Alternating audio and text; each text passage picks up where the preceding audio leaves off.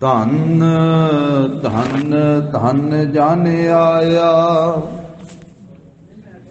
ਜਿਸ ਪ੍ਰਸਾਦ ਸਭ ਜਗਤ ਤਰਾਇਆ। ਜਾਣਿਆ ਮਨ ਕਾਈ ਹੈ ਸੁਆਓ, ਜਨ ਕੈ ਸੰਗ ਚਿਤ ਆਵੈ ਨਾਉ। ਆਪ ਮੁਕਤ ਮੁਕਤ ਕਰੈ ਸੰਸਾਰ, ਨਾਨਕ ਤਿਸ ਜਨ ਕਉ ਸਦਾ ਨਮਸਕਾਰ। ਜੋ ਤਉ ਪ੍ਰੇਮ ਖੇਲਨ ਕਾ ਚਾਉ, ਸਿਰ ਧਰ ਤਲੀ ਗਲੀ ਮੇਰੀ ਆਉ। ਇਤ ਮਾਰਗ ਪੈਰ ਧਰੀਜੈ, ਸਿਰ ਦੀਜੈ ਕਾਨ ਨਾ ਕੀਜੈ। ਸਤਨਾਮ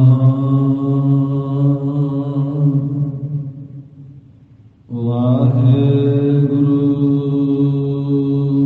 ਸਾਹਿਬ ਜੀ।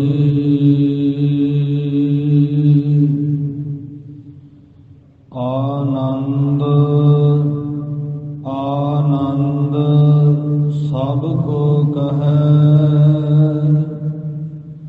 ਆਨੰਦ ਗੁਰੂ ਤੇ ਜਾਣਿਆ।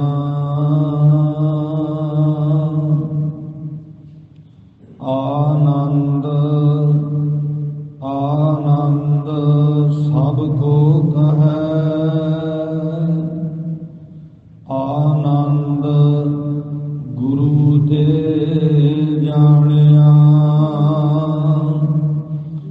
ਜਾਣਿਆ ਆਨੰਦ ਸਦਾ ਗੁਰ ਤੇ,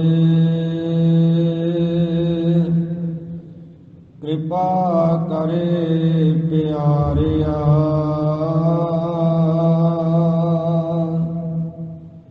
ਕਰ ਕਿਰਪਾ ਕਿਲ ਵਿਖ ਕੱਟੇ, ਗਿਆਨ ਅੰਜਨ ਸਾਰਿਆ। ਅੰਦਰੋਂ ਜਿਨ ਕਾ ਮੋਹ ਟੁਟਾ, ਤਿਨ ਕਾ ਸ਼ਬਦ ਸੱਚਾ ਸਵਾਰਿਆ। ਕਹੈ ਨਾਨਕ ਇਹੋ ਆਨੰਦ ਹੈ, ਆਨੰਦ ਗੁਰ ਤੇ ਜਾਣਿਆ। ਅੰਦਰੋਂ ਜਿਨ ਕਾ ਮੋਹ ਟੁਟਾ, ਤਿਨ ਕਾ ਸ਼ਬਦ ਸੱਚਾ ਸਵਾਰਿਆ। ਕਹੈ ਨਾਨਕ ਇਹੋ ਆਨੰਦ ਹੈ, ਆਨੰਦ ਗੁਰ ਤੇ ਜਾਣਿਆ। ਵਾਹਿਗੁਰੂ ਜੀ ਕਾ ਖਾਲਸਾ, ਵਾਹਿਗੁਰੂ ਜੀ ਕੀ ਫਤਿਹ। ਦਸਾਂ ਪਾਤਸ਼ਾਹੀਆਂ ਦੀ ਜੋਤ, ਤਖਤ ਚੌਰ ਛਤਰ ਦੇ ਮਾਲਕ ਧੰਨ ਸ੍ਰੀ ਗੁਰੂ ਗ੍ਰੰਥ ਸਾਹਿਬ ਜੀ ਮਹਾਰਾਜ, ਸਤਿਗੁਰਾਂ ਦੀ ਅਪਰ ਅਪਾਰ ਕਿਰਪਾ ਰਹਿਮਤ ਦਾ ਸਦਕਾ ਜਗਤ ਗੁਰੂ ਸ੍ਰੀ ਗੁਰੂ ਨਾਨਕ ਦੇਵ ਸਾਹਿਬ ਜੀ ਮਹਾਰਾਜ, ਸਤਿਗੁਰਾਂ ਦੇ ਪਾਵਨ ਅਸਥਾਨ ਗੁਰਦੁਆਰਾ ਸ੍ਰੀ ਬੇਰ ਸਾਹਿਬ ਜੀ ਵਿਖੇ ਅੰਮ੍ਰਿਤ ਵੇਲੇ ਦੇ ਸਜੇ ਹੋਏ ਸੁੰਦਰ ਦੀਵਾਨ ਦੀ ਹਾਜ਼ਰੀ ਭਰ ਰਹੀ ਗੁਰੂ ਕੀ ਸਾਜੀ ਨਵਾਜੀ ਹੋਈ ਸਾਧ ਸੰਗਤ ਜੀਓ, ਸਤਿਗੁਰਾਂ ਨੇ ਕਿਰਪਾ ਕੀਤੀ ਹੈ ਆਪਣੇ ਅੰਮ੍ਰਿਤਮਈ ਦੀਦਾਰ ਸਤ ਸੰਗਤ ਦਾ ਅਮੋਲਕ ਸੁਭਾਗਾ ਸਮਾਂ ਬਖਸ਼ਿਆ। ਅੰਮ੍ਰਿਤ ਵੇਲੇ ਤੋਂ ਪੰਜ ਬਾਣੀਆਂ ਦਾ ਨਿਤਨੇਮ ਆਸਾ ਕੀ ਵਾਰ ਦਾ ਕੀਰਤਨ ਸਤਿਗੁਰੂ ਜੀ ਦੀ ਪਾਵਨ ਪਵਿੱਤਰ ਹਜ਼ੂਰੀ ਅੰਦਰ ਹੋਇਆ। ਗੁਰਸਿੱਖ ਸੰਗਤਾਂ ਨੇ ਹਾਜ਼ਰੀਆਂ ਭਰੀਆਂ। ਸਤਿਗੁਰੂ ਜੀ ਦੇ ਅੰਮ੍ਰਿਤਮਈ ਦੀਦਾਰ ਕੀਤੇ। ਧੰਨ ਸੋ ਵੇਲਾ ਜਿਤ ਦਰਸ਼ਨ ਕਰਨਾ, ਹਉ ਬਲਿਹਾਰੀ ਸਤਿਗੁਰ ਚਰਨਾ। ਧੰਨ ਸੋ ਵੇਲਾ ਘੜੀ ਧੰਨ, ਧੰਨ ਮੂਰਤ ਪਲਸਾਰ। ਧੰਨ ਸੋ ਦਿਨਸ ਸੰਜੋਗੜਾ,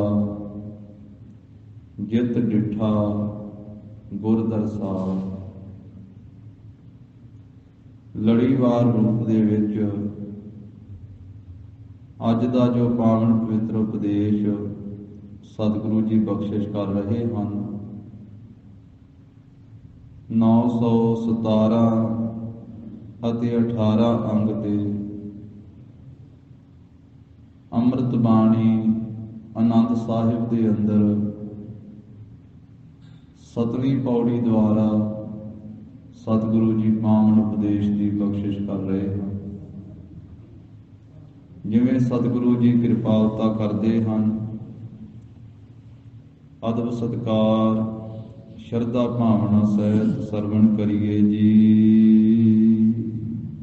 ਆਨੰਦ ਆਨੰਦ ਸਭ ਕੋ ਕਹੈ। ਧੰਨ ਧੰਨ ਸ੍ਰੀ ਗੁਰੂ ਅਮਰਦਾਸ ਸਾਹਿਬ ਜੀ ਮਹਾਰਾਜ ਆਪਣੀ ਪਾਵਨ ਰਸਮਾਂ ਤੋਂ ਉਚਾਰਨ ਕਰਦੇ ਹਨ ਕਿ ਸਾਰੇ ਜੀਵ ਸਭ ਸੰਸਾਰ ਕਹਿਣ ਮਾਤਰ ਤਾਂ ਸਭ ਕੋਈ ਇਹ ਗੱਲ ਕਹਿੰਦਾ ਹੈ ਕਿ ਮੈਨੂੰ ਆਨੰਦ ਆ ਗਿਆ ਹੈ, ਆਨੰਦ ਪ੍ਰਾਪਤ ਹੋ ਗਿਆ ਹੈ। ਸਭ ਕੋ ਕਹੇ, ਸਭ ਕੋਈ ਇਹ ਗੱਲ ਕਹਿੰਦਾ ਕਿ ਆਨੰਦ ਹੋ ਗਏ ਹਾਂ, ਆਨੰਦ ਆ ਗਿਆ ਹੈ, ਆਨੰਦ ਮਿਲ ਗਿਆ ਹੈ। ਪਰ ਉਹ ਕਹਿਣ ਮਾਤਰ ਹੀ ਹੈ ਸਿਰਫ, ਜਿਸ ਨੂੰ ਆਨੰਦ ਆਖਿਆ ਜਾਂਦਾ ਹੈ। ਕੋਈ ਪਦਾਰਥ ਛਕ ਲਿਆ, ਕੋਈ ਭੋਜਨ ਖਾ ਲਿਆ ਤੇ ਕੋਈ ਖਾਣ ਤੋਂ ਬਾਅਦ ਕਹਿ ਦਿੰਦਾ ਹੈ ਕਿ ਆਨੰਦ ਆ ਗਿਆ। ਉਹ ਕੁਝ ਸਮੇਂ ਵਾਸਤੇ ਹੈ, ਸ਼ਾਮ ਨੂੰ ਫੇਰ ਭੁੱਖ ਲੱਗ ਜਾਂਦੀ ਹੈ, ਫੇਰ ਖਾਣਾ ਪੈਂਦਾ। ਇਸੇ ਤਰ੍ਹਾਂ ਕੋਈ ਪੀਣ ਵਾਲੀ ਵਸਤੂ ਪੀ ਲਈ, ਕੋਈ ਪਦਾਰਥ ਪੀਣ ਵਾਲਾ ਹੈ, ਉਹ ਪੀ ਕੇ ਕਹਿੰਦਾ ਹੈ ਕਿ ਆਨੰਦ ਆ ਗਿਆ, ਪਰ ਉਹ ਆਨੰਦ ਸਦਾ ਨਹੀਂ ਰਹਿੰਦਾ।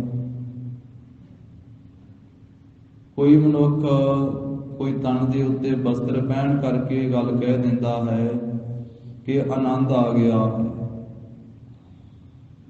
ਖਾਣ ਦੁਆਰਾ, ਪੀਣ ਦੁਆਰਾ, ਪਹਿਨਣ ਦੁਆਰਾ, ਭੋਗਣ ਦੁਆਰਾ ਜੋ ਇਹ ਸੰਸਾਰ ਦੇ ਵਿੱਚ ਪਦਾਰਥ ਹਨ, ਉਹਨਾਂ ਦੇ ਵਿੱਚ ਲੱਗ ਕਰਕੇ ਇਹ ਇੰਦਰੀਆਂ ਦੇ ਭੋਗਾਂ ਨੂੰ ਭੋਗਦਾ ਹੋਇਆ ਮਨੁੱਖ ਕਹਿ ਦਿੰਦਾ ਹੈ ਸਭ ਕੋਈ ਕਿ ਆਨੰਦ ਪ੍ਰਾਪਤ ਹੋ ਗਿਆ। ਕੁਝ ਵੇਖ ਲਿਆ ਐਸਾ ਦ੍ਰਿਸ਼, ਕੁਝ ਸੁਣ ਲਿਆ, ਕੁਝ ਖਾ ਪੀ ਲਿਆ, ਕੁਝ ਬੋਲ ਲਿਆ ਤੇ ਕਹਿੰਦਾ ਹੈ ਕਿ ਆਨੰਦ ਪ੍ਰਾਪਤ ਹੋ ਗਿਆ। ਪਰ ਸਤਿਗੁਰੂ ਅਮਰਦਾਸ ਸਾਹਿਬ ਜੀ ਮਹਾਰਾਜ ਕਹਿੰਦੇ ਅਸਲ ਵਿੱਚ ਉਹ ਸੰਸਾਰ ਦੇ ਲੋਕਾਂ ਨੂੰ ਆਨੰਦ ਦਾ ਪਤਾ ਹੀ ਨਹੀਂ ਹੈ ਵੀ ਆਨੰਦ ਹੁੰਦਾ ਕੀ ਹੈ, ਕਿਉਂਕਿ ਆਪਣੀ ਮਰਜ਼ੀ ਦੇ ਨਾਲ ਹੀ ਆਨੰਦ ਕਹਿ ਦਿੱਤਾ, ਆਪਣੀ ਮਰਜ਼ੀ ਦੇ ਨਾਲ ਹੀ ਉਸ ਵਸਤੂ ਨੂੰ, ਉਸ ਥੋੜੇ ਜਿਹੇ ਸਮੇਂ ਦੀ ਨਾਸਵਾਨ ਖੁਸ਼ੀ ਨੂੰ ਆਨੰਦ ਕਹਿ ਦਿੱਤਾ। ਅਸਲ ਵਿੱਚ ਆਨੰਦ ਦਾ ਪਤਾ ਹੀ ਨਹੀਂ ਹੈ ਵੀ ਆਨੰਦ ਕੀ ਹੈ, ਸਿਰਫ ਕਹਿ ਦਿੱਤਾ। ਆਨੰਦ ਆਨੰਦ ਸਭ ਕੋ ਕਹੈ, ਕਹਿਣ ਮਾਤਰ ਤੇ ਸਭ ਕੋਈ ਆਨੰਦ ਹੈ ਜੀ, ਆਨੰਦ ਹੈ ਜੀ, ਆਨੰਦ ਮਿਲ ਗਿਆ ਹੈ ਜੀ, ਇਹ ਕਹਿੰਦਾ ਹੈ। ਆਨੰਦ ਗੁਰੂ ਤੇ ਜਾਣਿਆ, ਪਰ ਅਸਲ ਵਿੱਚ ਆਨੰਦ ਹੈ ਕਿ ਉਹ ਗੁਰੂ ਸਾਹਿਬ ਜੀ ਦੇ ਪਾਸੋਂ ਜਾਣਿਆ ਜਾਂਦਾ ਹੈ। ਗੁਰੂ ਹੀ ਜਣਾਉਂਦੇ ਹਨ। ਗੁਰੂ ਸਾਹਿਬ ਵੀ ਆਨੰਦ ਦੀ ਜਾਣਕਾਰੀ ਦਿੰਦੇ ਆ, ਆਨੰਦ ਦੀ ਜਾਣਕਾਰੀ ਵੀ ਦਿੰਦੇ ਆ ਤੇ ਆਨੰਦ ਦਿੰਦੇ ਵੀ ਆ।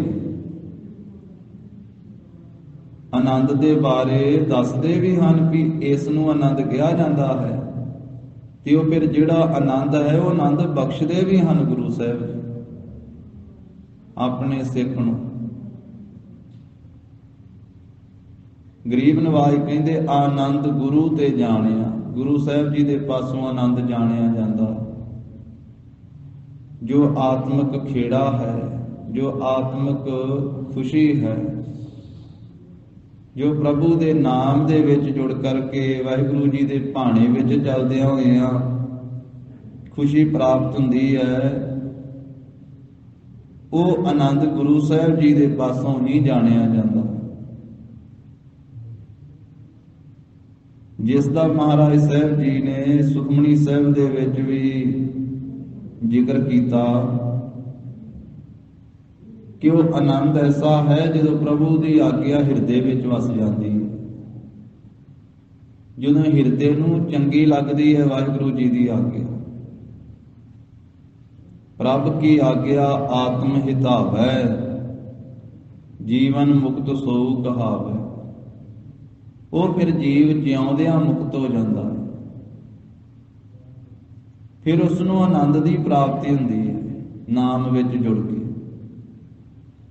ਨਾਮ ਹੀ ਆਨੰਦ ਦਾ ਦਾਤਾ ਹੈ, ਗੁਰੂ ਹੀ ਆਨੰਦ ਦਾ ਦਾਤਾ ਹੈ।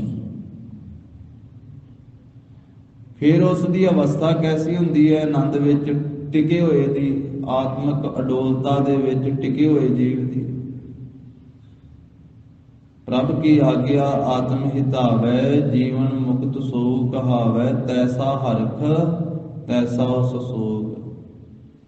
ਭਾਵੇਂ ਉਹਦੇ ਜੀਵਨ ਦੇ ਵਿੱਚ ਹਰਖ ਆਉਂਦਾ ਹੈ, ਭਾਵੇਂ ਸੋਗ ਆਉਂਦਾ ਹੈ, ਖੁਸ਼ੀ ਆਉਂਦੀ ਹੈ, ਗਮੀ ਆਉਂਦੀ ਹੈ, ਉਸਤਤੀ ਹੁੰਦੀ ਹੈ, ਨਿੰਦਿਆ ਹੁੰਦੀ ਹੈ, ਵਾਧਾ ਹੁੰਦਾ ਹੈ, ਘਾਟਾ ਹੁੰਦਾ ਹੈ, ਮਹਾਰਾਜ ਕਹਿੰਦੇ ਉਹੋ ਜਿਹਾ ਰਹਿੰਦਾ ਇੱਕ ਰਸ। ਤੈਸਾ ਹਰਖ ਤੈਸਾ ਉਸ ਸੋਗ, ਉਹੋ ਜਿਹਾ ਉਹਦੇ ਵਾਸਤੇ ਹਰਖ ਹੈ ਤੇ ਉਹੋ ਜਿਹਾ ਸੋਗ ਹੈ। ਉਹ ਖੁਸ਼ੀ ਦੇ ਵਿੱਚ ਹੰਕਾਰੀ ਨਹੀਂ ਹੁੰਦਾ ਤੇ ਸੋਗ ਦੇ ਵਿੱਚ ਘਬਰਾਉਂਦਾ ਨਹੀਂ ਹੈ। ਨਹੀਂ ਤੇ ਆਮ ਸੰਸਾਰੀ ਮਨੁੱਖ ਦਾ ਐਸਾ ਹੈ ਕਿ ਜਦੋਂ ਕੋਈ ਖੁਸ਼ੀ ਪ੍ਰਾਪਤ ਹੁੰਦੀ ਹੈ ਉਸ ਵੇਲੇ ਉਹਦਾ ਪ੍ਰਗਟਾਵਾ ਜ਼ਿਆਦਾ ਕਰਦਾ, ਉਹਦੇ ਵਿੱਚ ਹੰਕਾਰੀ ਹੋ ਜਾਂਦਾ। ਜਦੋਂ ਦੁੱਖ ਦਾ ਸਮਾਂ ਆਉਂਦਾ ਹੈ, ਸੋਗ ਦਾ ਸਮਾਂ ਆਉਂਦਾ ਹੈ, ਫਿਰ ਘਬਰਾਉਂਦਾ ਵੀ ਜ਼ਿਆਦਾ ਹੈ। ਜਿੰਨਾ ਖੁਸ਼ੀ ਵਿੱਚ ਜ਼ਿਆਦਾ ਖੁਸ਼ ਹੁੰਦਾ ਹੈ, ਓਨਾ ਹੀ ਗਮੀ ਦੇ ਵਿੱਚ ਜ਼ਿਆਦਾ ਰੋਂਦਾ ਹੈ। ਪਰ ਜਿਹਨੂੰ ਆਨੰਦ ਦੀ ਪ੍ਰਾਪਤੀ ਹੋ ਗਈ, ਉਸ ਨੂੰ ਗੁਰੂ ਸਾਹਿਬ ਨੇ ਖੁਸ਼ੀ ਵੀ ਜਰਨ ਦੀ ਸਮਰੱਥਾ ਦੇ ਦਿੱਤੀ ਤੇ ਗਮੀ ਵੀ ਜਰਨ ਦੀ ਸਮਰੱਥਾ ਦੇ ਦਿੱਤੀ। ਉਹਨੇ ਖੁਸ਼ੀ ਨੂੰ ਵੀ ਜਾਰੀ ਲਿਆ ਤੇ ਗਮੀ ਨੂੰ ਵੀ ਜਾਰੀ ਲਿਆ। ਉਹ ਜੇ ਦੋਵੇਂ ਜਰਨੀਆਂ ਬੜੀਆਂ ਔਖੀਆਂ, ਦੋਨਾਂ ਨੂੰ ਝੱਲਣਾ ਬੜਾ ਔਖਾ, ਖੁਸ਼ੀ ਵੀ ਤੇ ਗਮੀ ਵੀ। ਪਰ ਸਤਿਗੁਰੂ ਕਹਿੰਦੇ ਕਿ ਜਿਸ ਦੇ ਹਿਰਦੇ ਵਿੱਚ ਪ੍ਰਭੂ ਦੀ ਆਗਿਆ ਪਿਆਰੀ ਲੱਗਦੀ ਹੈ ਨਾ, ਉਹਦੇ ਸਾਰੇ ਬੰਧਨ ਕੱਟੇ ਜਾਂਦੇ ਆ। ਤੈਸਾ ਹਰਖ ਤੈਸਾ ਉਸ ਸੋਗ, ਸਦਾ ਆਨੰਦ ਤਹਿ ਨਹੀਂ ਵਿਯੋਗ। ਉਹ ਸਦਾ ਆਨੰਦ ਵਿੱਚ ਰਹਿੰਦਾ, ਇੱਕ ਰਸ ਪ੍ਰਭੂ ਨਾਲ ਜੁੜਿਆ ਰਹਿੰਦਾ ਹੈ। ਦਵੈਸ਼ ਉਹਦੇ ਅੰਦਰੋਂ ਸਮਾਪਤ ਹੋ ਜਾਂਦੀ ਹੈ, ਉਹਦਾ ਫਿਰ ਵਿਯੋਗ ਵਿਛੋੜਾ ਨਹੀਂ ਪੈਂਦਾ। ਸਦਾ ਆਨੰਦ ਤਹਿ ਨਹੀਂ ਵਿਯੋਗ, ਤੈਸਾ ਸਵਰਨ ਤੈਸੀ ਉਸ ਮਾਟੀ। ਉਹਦੀ ਬਿਰਤੀ ਇਸ ਤਰ੍ਹਾਂ ਦੀ ਬਣ ਗਈ, ਉਹਦੇ ਵਾਸਤੇ ਉਹੋ ਜਿਹਾ ਸੋਨਾ ਤੇ ਉਹੋ ਜਿਹੀ ਮਿੱਟੀ। ਤੈਸਾ ਸਵਰਨ ਤੈਸੀ ਉਸ ਮਾਟੀ। ਇਹਦਾ ਭਾਵ ਇਹ ਨਹੀਂ ਕਿ ਸੋਨਾ ਉਹਨੂੰ ਸੋਨਾ ਨਹੀਂ ਦਿਸਦਾ ਤੇ ਮਿੱਟੀ ਮਿੱਟੀ ਨਹੀਂ ਦਿਸਦੀ, ਪਰ ਉਹਦੇ ਅੰਦਰੋਂ ਵਕਾਰ ਦ੍ਰਿਸ਼ਟੀ ਜਿਹੜੀ ਉਹ ਖਤਮ ਹੋ ਗਈ, ਉਹਦੀ ਬਿਰਤੀ ਸਮ ਹੋ ਗਈ, ਸਮ ਦ੍ਰਿਸ਼ਟੀ ਹੋ ਗਿਆ। ਤੈਸਾ ਸਵਰਨ ਤੈਸੀ ਉਸ ਮਾਟੀ, ਤੈਸਾ ਅੰਮ੍ਰਿਤ ਤੈਸੀ ਬਿਖ ਖਾਟੀ, ਤੈਸਾ ਮਾਨ ਤੈਸਾ ਅਭਿਮਾਨ। ਉਹੋ ਜਿਹਾ ਉਹਦੇ ਵਾਸਤੇ ਮਾਣ ਤੇ ਉਹੋ ਜਿਹਾ ਅਭਿਮਾਨ ਕਹੀਏ ਜੇ ਕੋਈ ਨਿਰਾਦਰ ਕਰੇ ਤੇ ਉਸ ਤਰ੍ਹਾਂ ਦਾ ਹੀ ਹੈ। ਜੇ ਕੋਈ ਇੱਜ਼ਤ ਦਿੰਦਾ ਹੈ ਤਾਂ ਵੀ ਉਸੇ ਤਰ੍ਹਾਂ ਦੀ ਉਹਦੀ ਬਿਰਤੀ ਹੈ, ਪ੍ਰਭੂ ਨਾਲ ਜੁੜੀ ਹੋਈ। ਜੇ ਕੋਈ ਨਿਰਾਦਰ ਕਰਦਾ ਹੈ, ਅਪਮਾਨ ਕਰਦਾ ਹੈ, ਫਿਰ ਵੀ ਉਸੇ ਤਰ੍ਹਾਂ ਹੀ। ਤੈਸਾ ਮਾਣ ਤੈਸਾ ਅਭਿਮਾਨ, ਤੈਸਾ ਰੰਕ ਤੈਸਾ ਰਾਜਾਨ। ਉਹਦੇ ਵਾਸਤੇ ਰੰਕ ਵੀ ਉਸੇ ਤਰ੍ਹਾਂ ਦਾ ਹੀ ਹੈ ਤੇ ਰਾਜਾ ਵੀ ਉਸੇ ਤਰ੍ਹਾਂ ਦਾ ਹੀ ਹੈ। ਦੋਵਾਂ ਦੇ ਨਾਲ ਇੱਕ ਤਰ੍ਹਾਂ ਵਰਤਦਾ ਹੈ, ਰਾਜੇ ਨਾਲ ਵੀ ਤੇ ਰੰਕ ਨਾਲ। ਹਰ ਕੋਈ ਨਹੀਂ ਵਰਤ ਸਕਦਾ। ਇਹ ਉਹ ਹੈ ਜਿਸ ਨੂੰ ਆਨੰਦ ਦੀ ਪ੍ਰਾਪਤੀ ਹੋ ਗਈ। ਇਹ ਉਹ ਹੈ ਗੁਰਮੁਖ ਜਿਸ ਦੇ ਹਿਰਦੇ ਵਿੱਚ ਵਾਹਿਗੁਰੂ ਦੀ ਆਗਿਆ ਪਿਆਰੀ ਲੱਗੀ। ਨਹੀਂ ਤੇ ਰੰਕ ਨਾਲ ਸੰਸਾਰ ਵੱਖਰਾ ਤਰ੍ਹਾਂ ਦਾ ਵਰਤਾਵ ਕਰਦਾ ਹੈ ਤੇ ਰਾਜੇ ਨਾਲ ਵੱਖਰੇ ਤਰ੍ਹਾਂ ਨਾਲ ਵਰਤਦਾ ਹੈ। ਪਰ ਮਾਰੇ ਕੀ ਉਹਦੀ ਦ੍ਰਿਸ਼ਟੀ ਵਿੱਚ ਤੈਸਾ ਰੰਕ ਤੈਸਾ ਰਾਜਾਨ। ਉਹੋ ਜਿਹਾ ਰੰਕ ਗਰੀਬ ਤੇ ਉਹੋ ਜਿਹਾ ਹੀ ਰਾਜਾ। ਜੋ ਵਰਤਾਏ ਸਾਈ ਜੁਗਤ, ਨਾਨਕ ਉਹ ਪੁਰਖ ਕਹੀਐ ਜੀਵਨ ਮੁਕਤ। ਤਾਂ ਮਾਰੇ ਕਿਹਦੇ ਐਸਾ ਆਨੰਦ ਹੈ। ਇਹ ਆਨੰਦ ਦੀ ਪ੍ਰਾਪਤੀ ਵਾਲਾ, ਇਹ ਆਨੰਦ ਗੁਰੂ ਸਾਹਿਬ ਦੇ ਪਾਸੋਂ ਜਾਣਿਆ ਜਾਂਦਾ। ਉਂਝ ਕਹਿਣ ਮਾਤਰ ਤੇ ਸਭ ਸੰਸਾਰ ਹੀ ਕਹਿੰਦੇ ਵੀ ਅਸੀਂ ਆਨੰਦ ਦੇ ਸਹਿਤ ਹੋ ਗਏ। ਸਾਡੀ ਅਵਸਥਾ ਆਨੰਦ ਦੀ ਹੈ। ਅਹੰ ਬ੍ਰਹਮ ਅਸਮੀ, ਅਸੀਂ ਬ੍ਰਹਮ ਨਾਲ ਜੁੜੇ ਹੋਏ ਬ੍ਰਹਮ ਦਾ ਹੀ ਸਰੂਪ ਹਾਂ, ਆਨੰਦ ਵਿੱਚ ਹੀ ਰਹਿੰਦੇ ਹਾਂ। ਮਾਰੇ ਕਹਿੰਦੇ ਆਨੰਦ ਆਨੰਦ ਸਭ ਕੋ ਕਹੈ। ਸਭ ਕੋਈ ਕਹਿੰਦਾ ਹੈ ਕਿ ਮੇਰੀ ਅਵਸਥਾ ਬ੍ਰਹਮ ਅਵਸਥਾ ਹੈ, ਆਨੰਦ ਅਵਸਥਾ ਹੈ, ਪਰ ਕਹਿਣ ਦੀਆਂ ਗੱਲਾਂ ਹਨ। ਆਨੰਦ ਗੁਰੂ ਤੇ ਜਾਣਿਆ, ਅਸਲੀਅਤ ਵਿੱਚ ਉਹ ਪਰਮਾ ਆਨੰਦ ਕੀ ਹੈ, ਬ੍ਰਹਮਾ ਆਨੰਦ ਕੀ ਹੈ। ਉਹ ਅਸਲ ਵਾਹਿਗੁਰੂ ਦੇ ਨਾਮ ਵਿੱਚ ਜੁੜਿਆ ਹੋਇਆ ਜੀਵ ਕਿਸ ਆਨੰਦ ਪਦਵੀ ਤੇ ਪਹੁੰਚਦਾ ਹੈ। ਅਸਲੀਅਤ ਵਿੱਚ ਦੁਵੈਤ ਤੋਂ ਰਹਿਤ ਹੋਣਾ ਤੇ ਨਾਮ ਨਾਲ ਜੁੜਨਾ, ਉਹ ਆਨੰਦ ਕੀ ਹੈ। ਉਹ ਆਨੰਦ ਤਾਂ ਗੁਰੂ ਸਾਹਿਬ ਦੇ ਪਾਸੋਂ ਜਾਣਿਆ ਜਾਂਦਾ ਹੈ। ਜਿਹੜੇ ਜੀਵ ਗੁਰੂ ਸਾਹਿਬ ਜੀ ਦੀ ਸ਼ਰਨੀ ਪਏ, ਉਹਨਾਂ ਦੀ ਅਵਸਥਾ ਆਨੰਦ ਦੀ ਅਵਸਥਾ ਹੋ ਗਈ। ਉਹਨਾਂ ਨੂੰ ਆਨੰਦ ਪ੍ਰਾਪਤ ਹੋ ਗਿਆ। ਤਾਂ ਐਸੇ ਹੀ ਆਨੰਦ ਦੀ ਅਵਸਥਾ ਪ੍ਰਾਪਤ ਕਰਨ ਵਾਲੇ ਧੰਨ ਧੰਨ ਬਾਬਾ ਦੀਪ ਸਿੰਘ ਸਾਹਿਬ ਜੀ, ਜਿਨ੍ਹਾਂ ਦਾ ਸਾਧ ਸੰਗਤ ਜੀ ਅੱਜ ਆਗਮਨ ਦਿਹਾੜਾ ਹੈ। ਅੱਜ ਤੋਂ ਲਗਭਗ 340 ਸਾਲ ਪਹਿਲਾਂ ਅੱਜ ਦੇ ਦਿਨ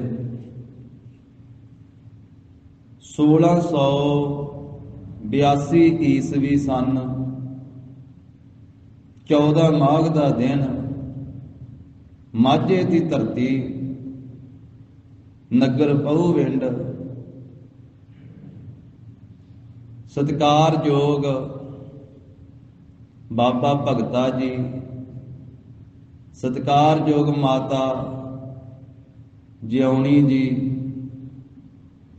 ਤਿੰਨਾਂ ਦੇ ਗ੍ਰਹਿ ਵਿਖੇ ਬਾਬਾ ਦੀਪ ਸਿੰਘ ਸਾਹਿਬ ਜੀ ਦਾ ਆਗਮਨ ਹੋਇਆ। ਅੱਜ ਬਾਬਾ ਜੀ ਦਾ ਜਨਮ ਦਿਹਾੜਾ,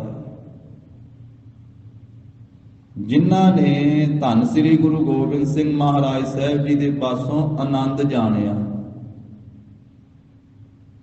ਉਸ ਧਰਤੀ ਤੋਂ, ਜਿਸ ਧਰਤੀ ਤੋਂ ਗੁਰੂ ਗੋਬਿੰਦ ਸਿੰਘ ਮਹਾਰਾਜ ਨੇ ਆਨੰਦ ਵੰਡਿਆ, ਜਿਸ ਧਰਤੀ ਦਾ ਨਾਮ ਹੀ ਸ੍ਰੀ ਅਨੰਦਪੁਰ ਸਾਹਿਬ ਰੱਖਿਆ।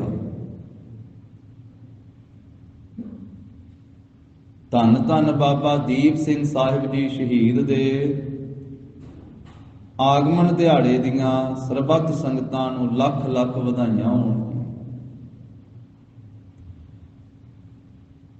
ਐਸਾ ਵੀ ਗੁਰਮੁਖਾਂ ਦਾ ਜ਼ਿਕਰ ਹੈ ਕਿ ਕਲਗੀਧਰ ਪਾਤਸ਼ਾਹ ਜੀ ਦੇ ਬਚਨਾਂ ਦੇ ਨਾਲ ਹੀ ਆਪ ਜੀ ਦਾ ਜਨਮ ਹੋਇਆ। ਔਰ ਇਹ ਲਗਭਗ ਖਾਲਸੇ ਦੀ ਸਾਜਣਾ ਤੋਂ 17 ਕੁ ਸਾਲ ਪਹਿਲਾਂ ਅੱਜ ਦੇ ਦਿਨ ਬਾਬਾ ਦੀਪ ਸਿੰਘ ਸਾਹਿਬ ਜੀ ਦਾ ਆਗਮਨ ਹੋਇਆ ਸਾਧ ਸੰਗਤ ਜੀ। ਕਿਉਂਕਿ 1699 ਈਸਵੀ ਦੀ ਵਿਸਾਖੀ ਨੂੰ ਬਾਬਾ ਦੀਪ ਸਿੰਘ ਸਾਹਿਬ ਜੀ ਨੇ ਪਰਿਵਾਰ ਦੇ ਸਮੇਤ ਖੰਡੇ ਬਾਟੇ ਦਾ ਅੰਮ੍ਰਿਤ ਛਕਿਆ ਜਦੋਂ ਗੁਰੂ ਸਾਹਿਬ ਜੀ ਨੇ ਖਾਲਸੇ ਦੀ ਸਾਜਣਾ ਕੀਤੀ ਸੀ। ਤੇ 1682 ਦੇ ਵਿੱਚ ਬਾਬਾ ਦੀਪ ਸਿੰਘ ਸਾਹਿਬ ਅੱਜ ਦੇ ਦਿਨ ਪ੍ਰਗਟ ਹੁੰਦੇ ਹਨ।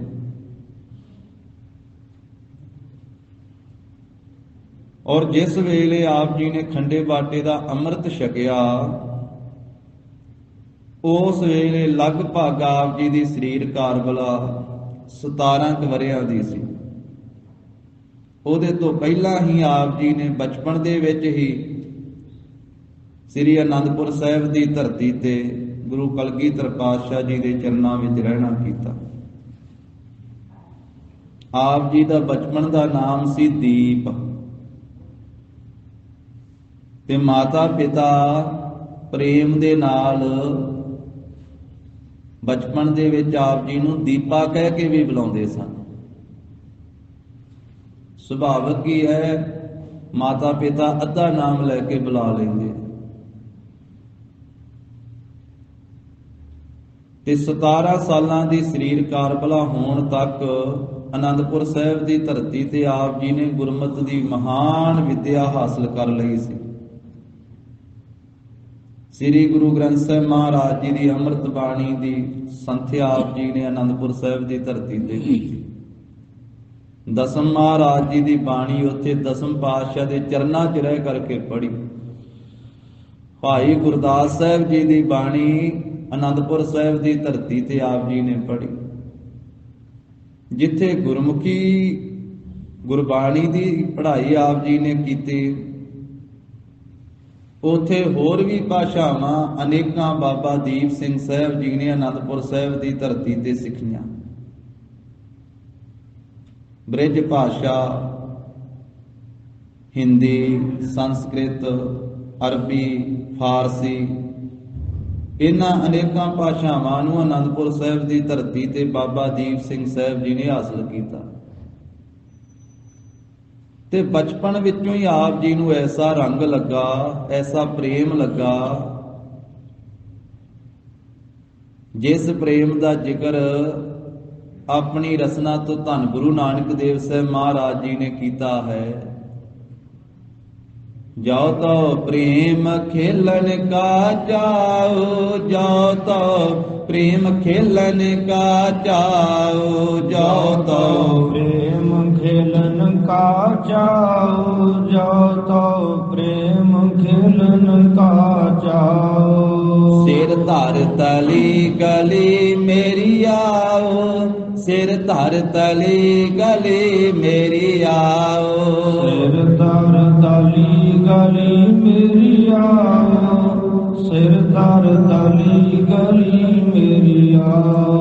इत मार्ग पैर तरी जय, इत मार्ग पैर तरी जय, इत मार्ग पैर तरी जय, इत मार्ग पैर तरी जय। सिर दीजै कान न कीजै, सिर दीजै कान न कीजै, सिर दीजै कान न कीजै, सिर दीजै कान न कीजै। ਇਹ ਸਬਕ ਹੈ ਧੰਨ ਗੁਰੂ ਨਾਨਕ ਦੇਵ ਸਾਹਿਬ ਜੀ ਦਾ। ਇਹ ਉਪਦੇਸ਼ ਹੈ ਧੰਨ ਸ੍ਰੀ ਗੁਰੂ ਨਾਨਕ ਦੇਵ ਸਾਹਿਬ ਮਹਾਰਾਜ ਜੀ ਦਾ। ਔਰ ਇਸ ਪੜ੍ਹਾਈ ਨੂੰ ਪੜ੍ਹਿਆ ਬਾਬਾ ਦੀਪ ਸਿੰਘ ਸਾਹਿਬ ਜੀ ਨੇ ਅਨੰਦਪੁਰ ਸਾਹਿਬ ਦੀ ਧਰਤੀ ਤੇ। ਭਾਂਡੇ ਮਾਂਜਣੇ ਬਚਪਨ ਦੇ ਵਿੱਚ, ਤੇ ਭਾਂਡੇ ਹੁੰਦੇ ਸੀ ਧੰਨ ਗੁਰੂ ਗੋਬਿੰਦ ਸਿੰਘ ਮਹਾਰਾਜ ਦੇ ਲੰਗਰ ਦੇ ਸਰਬਲੋਹੇ ਦੇ ਭਾਂਡੇ। ਜਿੱਥੇ ਹੋਰ ਮਿੱਟੀ ਦੇ ਬਰਤਨ ਵੀ ਹੁੰਦੇ ਸਨ, ਸਮੇਂ ਸਮੇਂ ਨਾਲ ਬਰਤਨ ਬਦਲਦੇ ਰਹੇ। ਕਦੀ ਪਤਲਾਂ ਵੀ ਚੱਲਦੀਆਂ ਰਹੀਆਂ ਗੁਰੂ ਕੇ ਲੰਗਰਾਂ ਦੇ ਵਿੱਚ, ਪਹਿਲੇ ਪਾਤਸ਼ਾਹ ਦੇ ਵੇਲੇ, ਦੂਜੇ ਪਾਤਸ਼ਾਹ ਦੇ ਵੇਲੇ। ਅਨੰਦਪੁਰ ਸਾਹਿਬ ਦੀ ਧਰਤੀ ਤੇ ਜਿੱਥੇ ਹੋਰ ਧਾਤਾਂ ਦੇ ਬਰਤਨ ਸਨ, ਉੱਥੇ ਵਿਸ਼ੇਸ਼ ਕਰਕੇ ਸਰਬਲੋਏ ਦੇ ਬਰਤਨ ਸਨ। ਜਿੱਥੇ ਬਾਕੀ ਗੁਰਸਿੱਖ ਸੇਵਾ ਕਰਦੇ, ਉੱਥੇ ਬਾਬਾ ਦੀਪ ਸਿੰਘ ਬਚਪਨ ਦੇ ਵਿੱਚ ਉੱਥੇ ਭਾਂਡੇ ਮਾਂਜਣ ਦੀ ਸੇਵਾ ਵੀ ਕਰਨੀ। ਹੋਰ ਅਨੇਕ ਪ੍ਰਕਾਰ ਦੀ ਸੇਵਾ ਕੀਤੀ, ਗੁਰਬਾਣੀ ਦੀ ਸੰਥਿਆ ਹਾਸਲ ਕੀਤੀ ਤੇ ਨਾਲ ਨਾਲ ਘੋੜ ਸਵਾਰੀ ਸਿੱਖੀ, ਨੇਜਾਬਾਜ਼ੀ ਸਿੱਖੀ, ਸ਼ਸਤਰ ਚਲਾਉਣੇ ਸਿੱਖੇ ਅਨੇਕ ਪ੍ਰਕਾਰ ਦੇ, ਕਿਉਂਕਿ ਉੱਥੇ ਗੱਤਕੇ ਦੇ ਜੌਹਰ ਹੁੰਦੇ ਸੀ ਗੁਰੂ ਕੇ ਦਰਬਾਰ ਦੇ ਅੰਦਰ। ਕਲਗੀਧਰ ਪਾਤਸ਼ਾਹ ਆਪ ਅਨੇਕ ਤਰ੍ਹਾਂ ਦੇ ਹਥਿਆਰ ਚਲਾਇਆ ਕਰਦੇ ਸਨ। ਆਪਣੇ ਸਿੱਖਾਂ ਨੂੰ ਮਹਾਰਾਜ ਸਾਹਿਬ ਜੀ ਹਥਿਆਰਾਂ ਦੀ ਟ੍ਰੇਨਿੰਗ ਦਿਆ ਕਰਦੇ ਸੀ। ਗੁਰੂ ਗੋਬਿੰਦ ਸਿੰਘ ਜੀ ਮਹਾਰਾਜ ਸ਼ਸਤਰਾਂ ਦਾ ਅਭਿਆਸ ਕਰਵਾਇਆ ਕਰਦੇ ਸਨ। ਤੀਰ ਚਲਾਉਣੇ, ਘੋੜਾ ਭੁਜਾ ਕਰਕੇ ਕਿੱਲਾ ਪੁੱਟਣਾ, ਇਸੇ ਤਰ੍ਹਾਂ ਢਾਲਾਂ ਤੇ ਕਿਰਪਾਨਾਂ ਲੈ ਕਰਕੇ ਉਹਨਾਂ ਦਾ ਅਭਿਆਸ ਕਰਨਾ, ਹੋਰ ਅਨੇਕਾਂ ਸ਼ਸਤਰਾਂ ਦਾ ਅਭਿਆਸ ਕਰਨਾ। ਬਾਬਾ ਦੀਪ ਸਿੰਘ ਸਾਹਿਬ ਜੀ ਨੇ ਜਿੱਥੇ ਗੁਰਬਾਣੀ ਦੀ ਸੰਥਿਆ ਕੀਤੀ, ਉੱਥੇ ਸ਼ਸਤਰਾਂ ਦੇ ਚਲਾਉਣ ਦੀ ਸੰਥਿਆ ਵੀ ਕੀਤੀ। ਸ਼ਸਤਰ ਚਲਾਉਣੇ ਵੀ ਸਿੱਖੇ, ਘੋੜ ਦੌੜ ਕਰਾਉਣੀ ਵੀ ਸਿੱਖੀ। ਅਨੰਦਪੁਰ ਸਾਹਿਬ ਦੇ ਵਿੱਚ ਹਰੇਕ ਪੱਖ ਤੋਂ ਬਾਬਾ ਦੀਪ ਸਿੰਘ ਜੀ ਤਿਆਰ ਬਰ ਤਿਆਰ ਹੋਏ। ਸਮੇਂ ਦੇ ਨਾਲ ਆਪਣੇ ਨਗਰ ਵੀ ਜਾਂਦੇ। ਜਦੋਂ ਇਹਨਾਂ ਨੇ ਅੰਮ੍ਰਿਤ ਛਕਿਆ ਨਾ 1699 ਦੀ ਵਿਸਾਖੀ ਤੇ ਖਾਲਸੇ ਦੀ ਸਾਜਨਾ, ਉਸ ਵੇਲੇ ਫਿਰ ਦੀਪ ਦਾ ਨਾਮ, ਜੋ ਮਾਤਾ ਪਿਤਾ ਨੇ ਬਚਪਨ ਵਿੱਚ ਦੀਪ ਨਾਮ ਰੱਖਿਆ ਸੀ, ਔਰ ਐਸਾ ਵੀ ਗੁਰਮੁਖਾਂ ਦਾ ਵਿਚਾਰ ਹੈ ਕਲਗੀਧਰ ਪਾਤਸ਼ਾਹ ਜੀ ਤੋਂ ਆਗਿਆ ਲੈ ਕੇ ਮਹਾਰਾਜ ਦੇ ਬਚਨਾਂ ਨਾਲ ਹੀ ਰੱਖਿਆ ਸੀ। ਤੇ ਫਿਰ ਅੰਮ੍ਰਿਤ ਛਕ ਕੇ ਨਾਮ ਹੋ ਗਿਆ ਦੀਪ ਸਿੰਘ। ਦੀਪ ਸਿੰਘ 17 ਸਾਲਾਂ ਦੀ ਉਮਰ 'ਚ ਖੰਡੇ ਬਾਟੇ ਦਾ ਅੰਮ੍ਰਿਤ ਛਕਿਆ। ਮਾਤਾ ਪਿਤਾ ਨੇ ਵੀ ਛਕਿਆ। ਪਿਤਾ ਜੀ ਦਾ ਨਾਮ ਸੀ ਭਾਈ ਭਗਤਾ, ਅੰਮ੍ਰਿਤ ਛਕ ਕੇ ਨਾਮ ਹੋ ਗਿਆ ਭਾਈ ਭਗਤਾ ਸਿੰਘ। ਮਾਤਾ ਜੀ ਦਾ ਨਾਮ ਸੀ ਜਿਉਣ। ਆਮ ਪਹਿਲਾ ਇਤਿਹਾਸਕਾਰਾਂ ਨੇ ਲਿਖਿਆ ਮਾਤਾ ਜਿਉਣੀ, ਪਰ ਅੰਮ੍ਰਿਤ ਛਕ ਕੇ ਨਾਮ ਹੋਇਆ ਮਾਤਾ ਜਿਉਣ ਕੌਰ। ਤੇ ਹੁਣ ਤੇ ਆਪਾਂ ਸਤਿਕਾਰ ਨਾਲ, ਕਿਉਂਕਿ ਗੁਰਬਾਣੀ ਨੇ ਆਖਿਆ ਗੁਰਸਿੱਖਾਂ ਦੇ, ਸੰਤਾਂ ਭਗਤਾਂ ਦੇ, ਗੁਰਮੁਖਾਂ ਮਹਾਂਪੁਰਖਾਂ ਦੇ ਮਾਤਾ ਪਿਤਾ ਵੀ ਧੰਨ। ਇਸ ਕਰਕੇ ਜਿੱਥੇ ਬਾਬਾ ਦੀਪ ਸਿੰਘ ਸਾਹਿਬ ਜੀ ਨੂੰ ਧੰਨ ਕਿਹਾ ਜਾ ਰਿਹਾ ਨਾ, ਉੱਥੇ ਉਹਨਾਂ ਦੇ ਮਾਤਾ ਪਿਤਾ ਨੂੰ ਵੀ ਧੰਨ ਅੱਖਰ ਵਰਤਾਂਗੇ।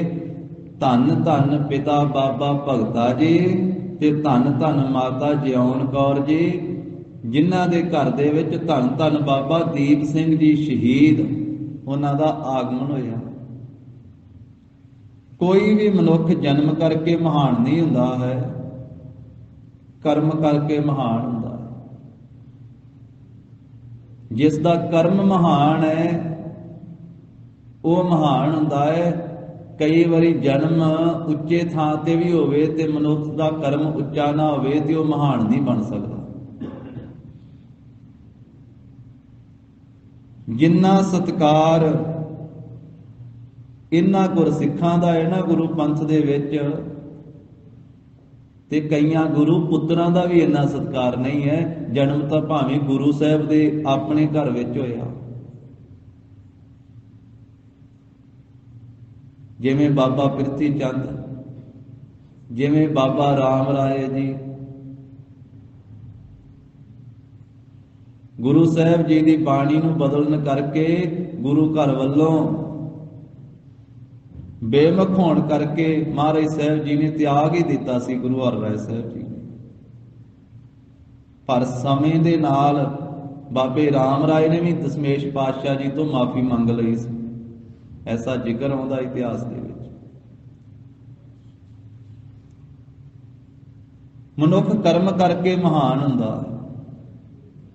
ਬਾਬਾ ਦੀਪ ਸਿੰਘ ਸਾਹਿਬ ਜੀ ਦੀ ਜਵਾਨੀ ਗੁਰੂ ਗੋਬਿੰਦ ਸਿੰਘ ਮਹਾਰਾਜ ਦੇ ਚਰਨਾਂ ਵਿੱਚ ਬਤੀਤ ਹੋਈ। ਸਮੇਂ ਨਾਲ ਅਨੰਦਪੁਰ ਸਾਹਿਬ ਜਾਂਦੇ, ਗੁਰੂ ਸਾਹਿਬ ਜੀ ਆਗਿਆ ਦੇ ਦਿੰਦੇ, ਆਪਣੇ ਘਰੇ ਵੀ ਆ ਜਾਂਦੇ ਨਗਰ ਪਹੁਵਿੰਡ ਮਾਤਾ ਪਿਤਾ ਦੇ ਪਾਸ, ਤੇ ਗੁਰਬਾਣੀ ਦਾ ਅਭਿਆਸ ਲਗਾਤਾਰ ਨਿਰੰਤਰ ਜਾਰੀ ਰਹਿੰਦਾ। ਆਨੰਦ ਦਿੱਤਾ ਜਿਸ ਪੌੜੀ ਦੀ ਅੱਜ ਆਪਾਂ ਵਿਆਖਿਆ ਵਿਚਾਰ ਰਹੇ ਹਾਂ, ਧੰਨ ਗੁਰੂ ਅਮਰਦਾਸ ਸਾਹਿਬ ਮਹਾਰਾਜ ਕਹਿੰਦੇ ਵੀ ਆਨੰਦ ਗੁਰੂ ਤੇ ਜਾਣਿਆ, ਆਨੰਦ ਗੁਰੂ ਸਾਹਿਬ ਦੇ ਪਾਸੋਂ ਜਾਣਿਆ ਜਾਂਦਾ। ਭਾਈ ਬਾਬਾ ਦੀਪ ਸਿੰਘ ਸਾਹਿਬ ਜੀ ਨੂੰ ਆਨੰਦ ਪ੍ਰਾਪਤ ਹੋਇਆ ਆਨੰਦਪੁਰ ਸਾਹਿਬ ਦੀ ਧਰਤੀ ਤੋਂ। ਆਪਣੇ ਨਗਰ ਪਹੁਵਿੰਡ ਰਹਿੰਦੇ ਆ ਤੇ ਲਗਾਤਾਰ ਉੱਥੇ ਵੀ ਗੁਰਬਾਣੀ ਦਾ ਅਭਿਆਸ ਕਰਦੇ। 100 ਤੋਂ ਵੱਧ ਤਾਂ ਜਪਜੀ ਸਾਹਿਬ ਹੀ ਰੋਜ਼ ਦਾ ਨਿਤਨੇਮ ਸੀ ਬਾਬਾ ਦੀਪ ਸਿੰਘ ਜੀ ਦਾ।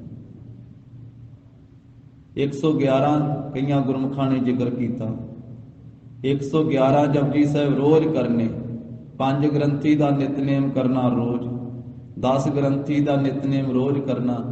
ਇਹ ਤੇ ਉਹ ਆ ਨਾ ਵੀ ਜਿਹੜਾ ਕੁਝ ਅੱਗੇ ਤੋਂ ਅੱਗੇ ਜਾਣਕਾਰੀ ਆ ਗਈ। ਤੇ ਐਸੇ ਗੁਰਮੁਖਾਂ ਦਾ ਤੇ ਮਹਾਰਾਜ ਨੇ ਆਖਿਆ ਵੀ ਗੁਰਮੁਖ ਰੋਮ ਰੋਮ ਹਰ ਧਿਆਵੈ। ਉਹ ਤੇ ਬਾਹਰੋਂ ਜੋ ਕੁਝ ਉਹਨਾਂ ਦੀ ਕਿਰਿਆ ਦਿਸਣ ਵਿੱਚ ਆਉਂਦੀ ਹੈ, ਜੋ ਕੁਝ ਸੁਣਨ ਵਿੱਚ ਆਉਂਦੀ ਹੈ, ਉਹ ਲਿਖਿਆ ਜਾਂਦਾ ਹੈ ਜਾਂ ਜਾਣਿਆ ਜਾਂਦਾ ਹੈ। ਬਾਕੀ ਉਹ ਕਿੰਨਾ ਕੁ ਅਭਿਆਸ ਕਰਦੇ ਆ, ਉਹ ਤਾਂ ਜਿੰਨਾ ਸਾਸ ਗਿਰਾਸ ਨਾ ਵਿਸਰੈ ਹਰਨਾਮਾ ਮਨ ਮੰਤ, ਧਨ ਸੇ ਸਹੀ ਨਾਨਕਾ ਪੂਰਨ ਸੋਈ ਸੰਤ। ਉਹਨਾਂ ਨੂੰ ਤਾਂ ਸਾਸ ਗਿਰਾਸ ਫਿਰ ਵਿਸਰਦਾ ਹੀ ਨਹੀਂ। ਫਿਰ ਬਾਬਾ ਜੀ ਬਾਣੀ ਤੇ ਬਾਣੇ ਵਿੱਚ ਤਿਆਰ ਬਰ ਤਿਆਰ ਤੇ ਸਵਾ ਮਣ ਦਾ ਆਪ ਜੀ ਦਾ ਕਮਰ ਕੱਸਾ ਹੁੰਦਾ ਸੀ ਸਾਧ ਸੰਗਤ ਜੀ। ਉਹਦਾ ਭਾਵ ਇਹ ਹੈ ਵੀ ਜਿੰਨੇ ਸ਼ਸਤਰ ਆਪ ਜੀ ਆਪਣੇ ਸਰੀਰ ਤੇ ਸਜਾਇਆ ਕਰਦੇ ਸੀ, ਉਹਨੂੰ ਸਾਰੇ ਨੂੰ ਕਮਰ ਕੱਸਾ ਆਖਿਆ।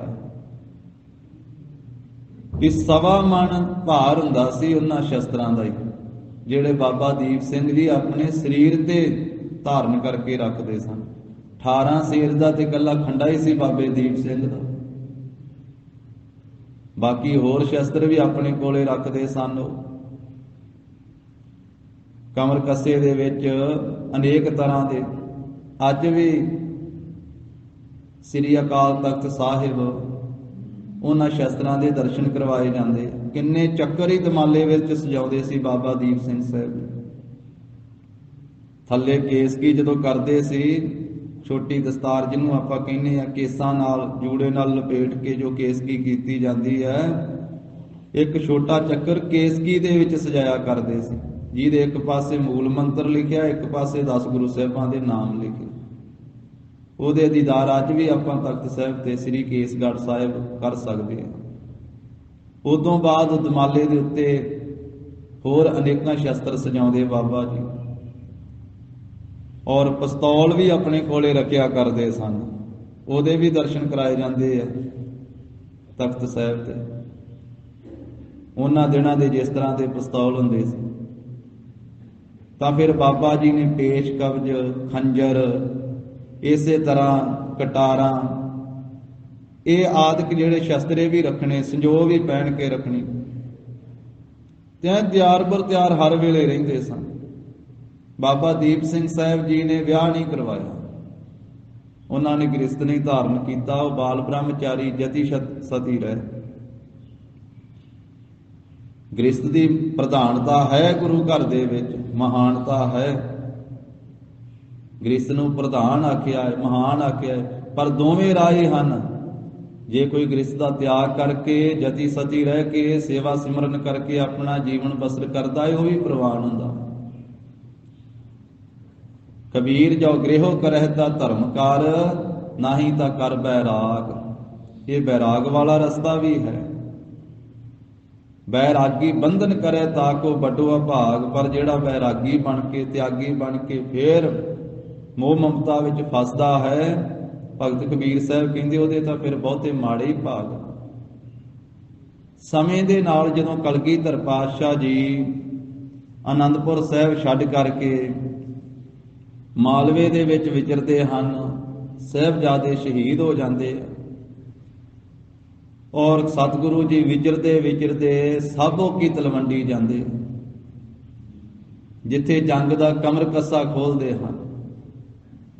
ਉਸ ਥਾਂ ਦੇ ਉੱਤੇ ਫਿਰ ਗੁਰੂ ਕੇ ਸਿੰਘ ਸਤਿਗੁਰੂ ਜੀ ਨੂੰ ਬੇਨਤੀ ਕਰਦੇ ਆ कि महाराज कदी आनंदपुर साहिब की धरती ते आप जी ने कृपा की सी, बचन किया सी आप जी ने कि सारी बाणी के अर्थ पढ़ावांगे, ते कृपा करके हुण सारी बाणी के अर्थ पढ़ाओ महाराज।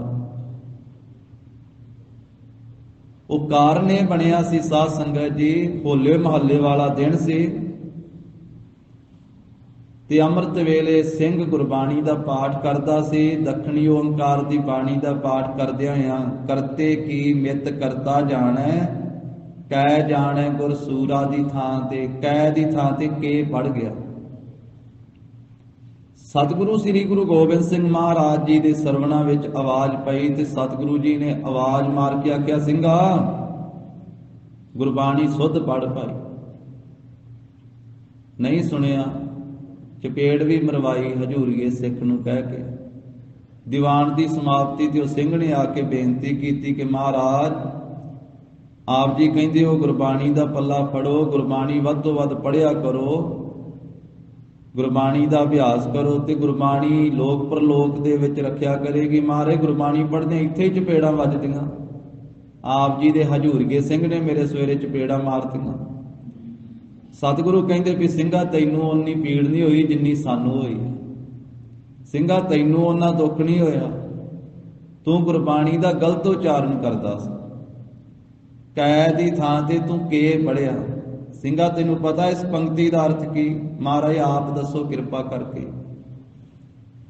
प्यारे दया सिंह, प्यारे धर्म सिंह आदि सारे सिंह पास सन। फिर महाराज ने आख्या इस पंक्ति का अर्थ है भी करते पुरख की मर्यादा नूं करता पुरख आप जानदा। कै दा अर्थ है जां, गुरसूरा गुरु सूरमा भी जानदा। ते सिंघा तू कै दी थां ते के पढ़ दिता ते अर्थ दे विच बहुत फर्क पै गया। जे पढ़ दिए के जाने गुरसूरा ते फिर बन गया भी गुरु सूरमे नूं की पता है गुरु नहीं जानदा। ते सिंघा जे गुरु नहीं जानदा ते फिर सिखां नूं गुरु ने की समझाउणा है, फिर संगत नूं गुरु ने की दसना है जे गुरु नूं आप नूं ही नहीं पता। किन्ना अनर्थ हो गया। सिंघा गुरबाणी साडे अंग है, साडा स्वरूप है, इस करके गुरबाणी का गलत उचारण करना साडे अंग भंग करने हैं। सिंघा गुरबाणी सुध पढ़िया कर। जदों यह बचन किया कलगीधर पातशाह जी ने, प्यारे दया सिंह आदिक सिंघां ने बेनती की, महाराज तुसीं एक पंक्ति के अर्थ सुनाए है, जे कृपा करके सारी बाणी के अर्थ सुना दिओ, एक ते अर्थां की समझ पै जाएगी, एक गुरबाणी के महाराज उचारण का सानूं पता लग जाएगा भी उचारण फिर शुद्ध हो जाएगा। ते सतगुरु कहन लगे कि असीं खालसे नाल वादा करते हाँ, हुण तां जंगा युद्धां दा समा है, जिस वेले जंगा युद्धां तो वेले होवांगे ना फिर सारी बाणी के अर्थ पढ़ावांगे खालसे। ते नाले पिता जी की बाणी लिखाउण वाली है, पिता श्री गुरु तेग बहादुर साहब महाराज जी की 59 शब्द ते भोग दे श्लोक 57 श्लोक हैं, वो सारी बाणी भी चढ़ावांगे। वो सिंघां ने बेनती की ते वो बचन चेते कराया कि महाराज आप जी ने आनंदपुर साहिब खालसे नाल बचन किया सी भी जंगा युद्धां तो वेले हो के गुरबाणी के अर्थ पढ़ावांगे। साबो की तलवंडी बेनती की फिर सिंघां ने, हुण किरपा करो महाराज बाणी के अर्थ पढ़ाओ। ते सतगुरु कहन लगे, सिंघो सतगुरु पंचम पातशाह जी ने जो भाई गुरदास साहब जी तो पावन स्वरूप लिखाया, जिसका पहला प्रकाश सचखंड श्री हरमंदर साहिब दे विच करवाया, वो पावन स्वरूप हुण करतारपुर साहिब है दुआबे दे विच धीर मलियां दे पास। वो पावन स्वरूप लैके आओ ते उहदे विच नाले पिता नावें पातशाह जी की बाणी चढ़ा दिंदे हाँ, लिखा दिंदे हाँ, ते नाले सिंघो तुहानूं गुरबाणी के अर्थ पढ़ा दिंदे। फिर बाबा दीप सिंह जी नूं भेजिया सौबो की तलवंडी तो बठिंडे तो महाराज इत्थे अपने इलाके दे विच करतारपुर साहिब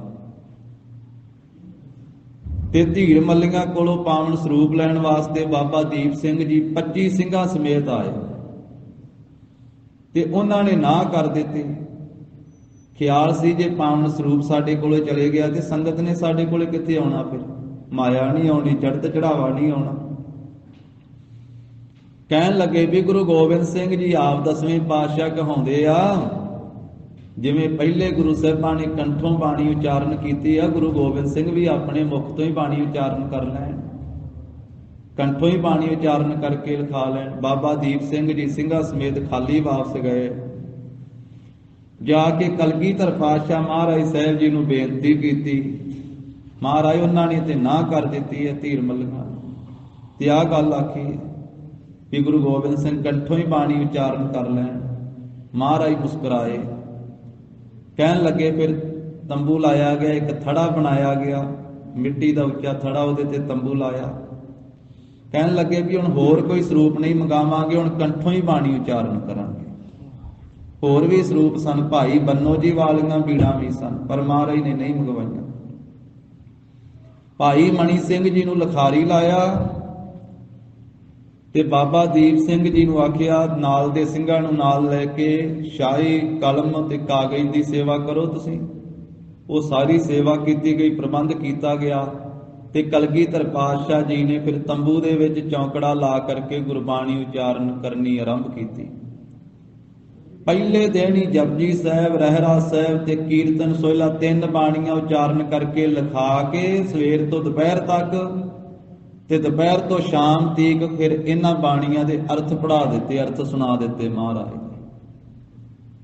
ਗੁਰੂ ਸਾਹਿਬ ਜੀ ਦੇ ਕੌਤਕ ਅਚਰਜ ਹੀ ਹਨ ਸਾਧ ਸੰਗਤ ਜੀ। ਤਾਂ ਹੀ ਆਖਿਆ ਨਾ ਕਿਸੇ ਨੇ, ਕਲਗੀਧਰ ਪਾਤਸ਼ਾਹੀ ਦੇ ਸੰਬੰਧ ਵਿੱਚ ਇੱਕ ਕਵੀ ਲਿਖਦਾ, ਕਹਿੰਦਾ ਉਹਦੇ ਇੱਕ ਹੱਥ ਘੋੜਾ, ਉਹਦੇ ਇੱਕ ਹੱਥ ਬਾਜ, ਉਹਦੇ ਦੂਜੇ ਹੱਥ ਘੋੜਾ, ਉਹਦੀ ਵਾਟ ਬੜੀ ਲੰਮੀ, ਉਹਦਾ ਸਮਾਂ ਬੜਾ ਥੋੜਾ। ਬਾਟ ਬੜੀ ਲੰਮੀ, ਸਮਾਂ ਬੜਾ ਥੋੜਾ। ਪੌਣੇ 42 ਸਾਲਾਂ ਵਿੱਚ ਜੋ ਗੁਰੂ ਗੋਬਿੰਦ ਸਿੰਘ ਮਹਾਰਾਜ ਨੇ ਕੀਤਾ, ਉਹ ਕਹਿਣ ਕਥਨ ਤੋਂ ਬਾਹਰ ਹੀ ਹੈ ਸਾਧ ਸੰਗਤ ਜੀ। ਜੋ ਕਾਰਜ ਕਰਨ ਦੀ ਗਤੀ, ਜੋ ਕਾਰਜ ਕਰਨ ਦੀ ਰਫ਼ਤਾਰ ਗੁਰੂ ਸਾਹਿਬਾਂ ਦੀ ਹੈ, ਉਹ ਉੱਥੇ ਤੀਕ ਸੋਚਣਾ ਵੀ ਬੜਾ ਮੁਸ਼ਕਲ ਹੈ।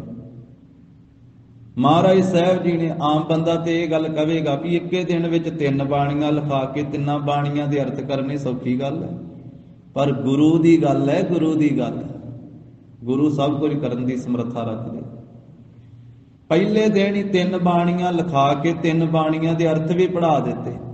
ਸੰਗਤਾਂ ਅਨੇਕਾਂ ਆਉਂਦੀਆਂ ਸੀ, ਮਾਈ ਭਾਈ ਆਉਂਦੇ ਸੀ, ਦਰਸ਼ਨ ਕਰਦੇ ਸੀ, ਕੋਈ ਘੰਟਾ ਬਹਿੰਦਾ, ਕੋਈ 2 ਘੰਟੇ, ਕੋਈ 4 ਘੰਟੇ। ਪਰ ਜਿਨ੍ਹਾਂ ਨੇ ਸਾਰੀ ਬਾਣੀ ਦੇ ਅਰਥ ਸੁਣੇ, ਉਹਨਾਂ ਦਾ ਇਤਿਹਾਸ ਜ਼ਿਕਰ ਆਇਆ 48 ਸਿੰਘ। ਇਹਦਾ ਮਤਲਬ ਇਹ ਨਹੀਂ ਕਿ 48 ਤੋਂ ਬਾਅਦ 49ਵਾਂ 50ਵਾਂ ਕੋਈ ਆਇਆ ਹੀ ਨਹੀਂ ਹੋਵੇਗਾ। ਸੰਗਤ ਆਉਂਦੀ ਰਹੀ, ਪਰ ਸੰਗਤ ਕੋਈ ਇੱਕ ਦਿਨ ਰਹਿ ਕੇ ਦਰਸ਼ਨ ਕਰਕੇ ਸੁਣ ਕੇ ਚਲੇ ਗਈ, ਕੋਈ 2 ਦਿਨ, ਪਰ ਜਿਨ੍ਹਾਂ ਨੇ ਸੰਪੂਰਨ ਕਥਾ ਸੁਣੀ ਉਹ 48 ਸਿੰਘਾਂ ਨੇ ਸੁਣੀ।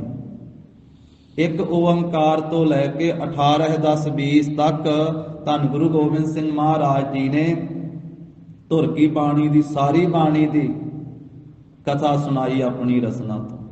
ਸਾਰੀ ਬਾਣੀ ਲਿਖਵਾਈ ਭਾਈ ਮਣੀ ਸਿੰਘ ਸਾਹਿਬ ਜੀ ਤੋਂ। ਪਹਿਲੀ ਵੀ ਸਾਰੀ ਬਾਣੀ ਗੁਰੂ ਸਾਹਿਬਾਂ ਦੀ ਤੇ ਪਿਤਾ ਗੁਰੂ ਨਾਵੇਂ ਪਾਤਸ਼ਾਹ ਜੀ ਦੇ 59 ਸ਼ਬਦ 15 ਰਾਗਾਂ ਦੇ ਵਿੱਚ ਲਿਖਵਾਏ ਤੇ ਭੋਗ ਦੇ 57 ਸ਼ਲੋਕ ਵੀ ਲਿਖਵਾਏ। ਸਮਾਪਤੀ ਰਾਗਮਾਲਾ ਤੇ ਹੀ ਕੀਤੀ ਮਹਾਰਾਜ ਨੇ। 9 ਮਹੀਨੇ 9 ਦਿਨ ਤੇ ਕੁਝ ਸਮੇਂ ਦੇ ਵਿੱਚ ਸਤਿਗੁਰੂ ਜੀ ਨੇ ਸਾਰੀ ਬਾਣੀ ਲਿਖਾ ਕੇ ਸਾਰੀ ਬਾਣੀ ਦੇ ਅਰਥ ਪੜ੍ਹਾਏ ਤੇ ਸਿੰਘ ਬਦੇਹ ਮੁਕਤ ਹੋਏ। 46 ਸਿੰਘ ਬਦੇਹ ਮੁਕਤ ਹੋਏ ਤੇ ਦੋਹਾਂ ਸਿੰਘਾਂ ਦੀ ਮਹਾਰਾਜ ਸਾਹਿਬ ਨੇ ਸੇਵਾ ਲਾ ਦਿੱਤੀ। ਸ਼ਹੀਦ ਭਾਈ ਮਣੀ ਸਿੰਘ ਜੀ ਦੀ ਤੇ ਬਾਬਾ ਦੀਪ ਸਿੰਘ ਸਾਹਿਬ ਜੀ ਦੀ। ਇਹਨਾਂ ਦੋਹਾਂ ਸਿੰਘਾਂ ਨੂੰ ਆਖਿਆ ਵੀ ਸਿੰਘੋ, ਜਿਵੇਂ ਅਸੀਂ ਗੁਰਬਾਣੀ ਦੇ ਅਰਥ ਤੁਹਾਨੂੰ ਪੜ੍ਹਾਏ, ਸਰਵਣ ਕਰਵਾਏ, ਜਿਵੇਂ ਗੁਰਬਾਣੀ ਲਿਖਾਈ ਆ, ਤੁਸੀਂ ਆਪਣੇ ਜੀਵਨ ਕਾਲ ਦੇ ਵਿੱਚ ਗੁਰਬਾਣੀ ਲਿਖਣ ਦੀ ਸੇਵਾ ਕਰਨੀ, ਗੁਰਬਾਣੀ ਦੇ ਕਥਾ ਕਰਨ ਦੀ ਸੇਵਾ ਕਰਨੀ, ਗੁਰਬਾਣੀ ਦੀ ਸੰਥਿਆ ਕਰਾਉਣ ਦੀ ਸੇਵਾ ਕਰਨੀ, ਇਹ ਗੁਰਬਾਣੀ ਦੇ ਪ੍ਰਚਾਰ ਪ੍ਰਸਾਰ ਦੀ ਸੇਵਾ ਦੋਹਾਂ ਸਿੰਘਾਂ ਨੂੰ ਅਸੀਂ ਤੁਹਾਨੂੰ ਸੌਂਪਦੇ ਹਾਂ। ਤੁਹਾਡੇ ਤੋਂ ਅਸੀਂ ਟਕਸਾਲਾਂ ਅੱਗੇ ਤੋਰਨੀਆਂ। ਭਾਈ ਮਣੀ ਸਿੰਘ ਸਾਹਿਬ ਜੀ ਤੇ ਬਾਬਾ ਦੀਪ ਸਿੰਘ ਸਾਹਿਬ ਜੀ ਨੂੰ ਮਹਾਰਾਜ ਨੇ ਇਹ ਤਖਤ ਸ੍ਰੀ ਦਮਦਮਾ ਸਾਹਿਬ ਵਾਲੇ ਅਸਥਾਨ ਤੇ ਸਾਬੋ ਕੀ ਤਲਵੰਡੀ, ਜਿਸ ਨੂੰ ਮਹਾਰਾਜ ਨੇ ਆਖਿਆ ਗੁਰੂ ਕੀ ਕਾਂਸ਼ੀ ਹੈ, ਸਾਰੀ ਬਾਣੀ ਦੇ ਅਰਥ ਪੜ੍ਹਾ ਕੇ ਆਖਿਆ ਇਹ ਗੁਰੂ ਕੀ ਕਾਂਸ਼ੀ ਹੈ। ਇੱਕ ਉਹ ਕਾਂਸ਼ੀ ਹੈ ਜਿੱਥੇ ਲੋਕ ਵੇਦ ਸ਼ਾਸਤਰ ਸਿਮਰਤੀਆਂ ਪੜ੍ਹਨ ਜਾਂਦੇ ਆ ਬਨਾਰਸ ਦੇ ਵਿੱਚ, ਇਹ ਗੁਰੂ ਕੀ ਕਾਂਸ਼ੀ ਹੈ। ਇੱਥੇ ਆ ਕੇ ਗੁਰਸਿੱਖ ਗੁਰਬਾਣੀ ਪੜ੍ਹਿਆ ਕਰਨਗੇ, ਬੈਲ ਬੁੱਧੀ ਵਾਲੇ ਵੀ ਪੜ੍ਹਨਗੇ, ਇੱਥੇ ਆ ਕੇ ਮਹਾਨ ਵਿਦਵਾਨ ਬਣ ਜਾਇਆ ਕਰਨਗੇ। ਅਨੇਕਾਂ ਵਰਦਾਨ ਦਿੱਤੇ। ਉੱਥੇ ਫਿਰ ਇਹਨਾਂ ਦੋਹਾਂ ਸਿੰਘਾਂ ਨੂੰ ਸਾਧ ਸੰਗਤ ਜੀ ਮਹਾਰਾਜ ਨੇ ਟਕਸਾਲਾਂ ਦੀ ਸੇਵਾ ਦਿੱਤੀ। ਦਮਦਮਾ ਸਾਹਿਬ ਤੋਂ ਇਹ ਸੇਵਾ ਮਿਲੀ, ਤਾਂ ਹੀ ਨਾਮ ਪਿਆ ਦਮਦਮੀ ਟਕਸਾਲ। ਦਮਦਮੀ ਟਕਸਾਲ ਬਾਬਾ ਦੀਪ ਸਿੰਘ ਸਾਹਿਬ ਜੀ ਦਾ ਅੱਜ ਆਪਾਂ ਆਗਮਨ ਦਿਹਾੜਾ ਉਹਨਾਂ ਨੂੰ ਯਾਦ ਕਰ ਰਹੇ ਹਾਂ ਕਿ ਉਹਨਾਂ ਨੇ ਜੋ ਜੋ ਸੇਵਾਵਾਂ ਕੀਤੀਆਂ। ਫਿਰ ਇੱਥੋਂ ਕਲਗੀਧਰ ਪਾਤਸ਼ਾਹ ਗਰੀਬ ਨਵਾਜ ਜਦੋਂ ਅੱਗੇ ਚੱਲਣ ਲੱਗੇ, ਜਦੋਂ ਇਹ ਸੇਵਾ ਸੌਂਪੀ ਨਾ, ਉਸ ਵੇਲੇ ਵੀ ਬਚਨ ਹੋਇਆ। ਇਹਨਾਂ ਦੋਹਾਂ ਸਿੰਘਾਂ ਨੇ ਆਖਿਆ, ਭਾਈ ਮਣੀ ਸਿੰਘ ਜੀ ਤੇ ਬਾਬਾ ਦੀਪ ਸਿੰਘ ਜੀ ਨੇ, ਕਿ ਮਹਾਰਾਜ ਬੜਾ ਆਨੰਦ ਬਣਿਆ ਹੋਇਆ, ਅਸੀਂ ਤੇ ਆਪ ਜੀ ਦੇ ਨਾਲ ਹੀ ਰਹਿਣਾ ਚਾਹੁੰਦੇ। ਤੇ ਸਤਿਗੁਰੂ ਜੀ ਕਹਿਣ ਲੱਗੇ ਵੀ ਮਣੀ ਸਿੰਘ, ਜੇ ਤੇਰਾ ਬੰਦ ਵੀ ਕੱਟਿਆ ਜਾਵੇਗਾ ਤੇਰੇ ਆਨੰਦ 'ਚ ਫਰਕ ਨਹੀਂ ਪਵੇਗਾ। ਦੀਪ ਸਿੰਘਾ, ਜੇ ਤੇਰਾ ਸੀਸ ਵੀ ਧੜ ਤੋਂ ਵੱਖਰਾ ਹੋ ਜਾਵੇਗਾ ਤਾਂ ਤੇਰੇ ਆਨੰਦ 'ਚ ਫਰਕ ਨਹੀਂ ਪਵੇਗਾ। ਇਹ ਗੱਲ ਟਕਸਾਲ ਦੇ ਮਹਾਂਪੁਰਖ ਪੜ੍ਹਾਉਂਦੇ ਹਨ ਵੀ ਉਸ ਵੇਲੇ ਮਹਾਰਾਜ ਨੇ ਬਚਨ ਕੀਤੇ ਜਦੋਂ ਟਕਸਾਲਾਂ ਦੀ ਸੇਵਾ ਬਖਸ਼ਿਸ਼ ਕੀਤੀ। ਕਲਗੀਧਰ ਪਾਤਸ਼ਾਹ ਨੇ ਵਰਦਾਨ ਦਿੱਤੇ ਦੋਨਾਂ ਸਿੰਘਾਂ ਨੂੰ ਵੀ ਦੀਪ ਸਿੰਘਾ, ਜੇ ਤੇਰਾ ਸੀਸ ਵੀ ਧੜ ਤੋਂ ਵੱਖਰਾ ਹੋ ਜਾਵੇਗਾ ਤੇਰੇ ਆਨੰਦ 'ਚ ਫਰਕ ਨਹੀਂ ਪਵੇਗਾ, ਜਿਹੜਾ ਆਨੰਦ ਤੈਨੂੰ ਹੁਣ ਪ੍ਰਾਪਤ ਹੋਇਆ। ਔਰ ਜਿਸ ਪੌੜੀ ਦੀ ਆਪਾਂ ਵਿਚਾਰ ਕਰ ਰਹੇ ਹਾਂ ਆਨੰਦ ਸਾਹਿਬ ਬਾਣੀ ਦੀ, ਆਨੰਦ ਆਨੰਦ ਸਭ ਕੋ ਕਹੈ, ਆਨੰਦ ਗੁਰੂ ਤੇ ਜਾਣਿਆ। ਉਹ ਆਨੰਦ ਗੁਰੂ ਸਾਹਿਬ ਦੇ ਪਾਸੋਂ ਜਾਣਿਆ ਜਾਂਦਾ ਹੈ। ਫਿਰ ਕਲਗੀਧਰ ਪਾਤਸ਼ਾਹ ਜਾਂਦੇ ਹਜੂਰ ਸਾਹਿਬ,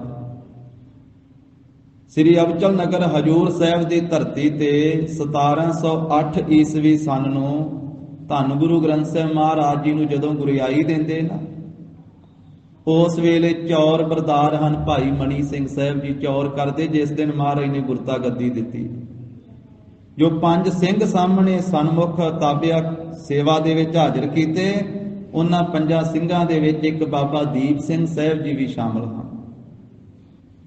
ਜਦੋਂ ਕਲਗੀਧਰ ਪਾਤਸ਼ਾਹ ਨੇ 5 ਪੈਸੇ ਨਾਲੀਅਰ ਲੈ ਕੇ ਗੁਰੂ ਗ੍ਰੰਥ ਸਾਹਿਬ ਮਹਾਰਾਜ ਜੀ ਦੀਆਂ ਪਰਿਕਰਮਾ ਕਰਕੇ, ਵੱਡੀ ਸ੍ਰੀ ਸਾਹਿਬ ਭੇਟ ਕਰਕੇ, ਮੱਥਾ ਟੇਕ ਕੇ ਤੇ ਬਚਨ ਕਹਿ ਸੀ, ਆਗਿਆ ਭਈ ਅਕਾਲ ਕੇ ਤਵੈ ਚਲਾਇਓ ਪੰਥ, ਸਭ ਸਿੱਖਣ ਕੋ ਹੁਕਮ ਹੈ ਗੁਰੂ ਮਾਨਿਓ ਗ੍ਰੰਥ।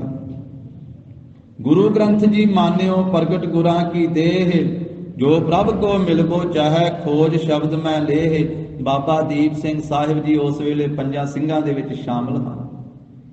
ਕਲਗੀਧਰ ਪਿਤਾ ਜੀ ਸੱਚਖੰਡ ਬਿਆਨਾ ਕਰ ਜਾਂਦੇ ਆ, ਭਾਈ ਮਣੀ ਸਿੰਘ ਸਾਹਿਬ ਜੀ ਦਰਬਾਰ ਸਾਹਿਬ ਜੀ ਦੀ ਸੇਵਾ ਨਿਭਾਉਂਦੇ ਆ ਕਰਕੇ ਬਾਬਾ ਦੀਪ ਸਿੰਘ ਸਾਹਿਬ ਜੀ ਜੋ ਗੁਰੂ ਸਾਹਿਬ ਜੀ ਵੱਲੋਂ ਸੇਵਾ ਸੀ ਉਹਨੂੰ ਨਿਭਾਉਂਦੇ ਹੋਏ ਸਾਬੋ ਕੀ ਤਲਵੰਡੀ ਤਖਤ ਸ੍ਰੀ ਦਮਦਮਾ ਸਾਹਿਬ ਵਾਲੇ ਸਥਾਨ ਤੇ ਆ ਜਾਂਦੇ ਆ। ਫਿਰ ਉੱਥੇ ਕੱਚੇ ਮਲਿਆਂ ਦੇ ਬੇਰ ਖਾ ਕੇ, ਕੱਚੇ ਮਲਿਆਂ ਦੇ ਬੇਰ ਛਕ ਕੇ, ਜਲ ਛਕ ਕੇ ਜਾਂ ਭੁੱਜੇ ਛੋਲੇ ਰੱਖ ਲੈਣੇ।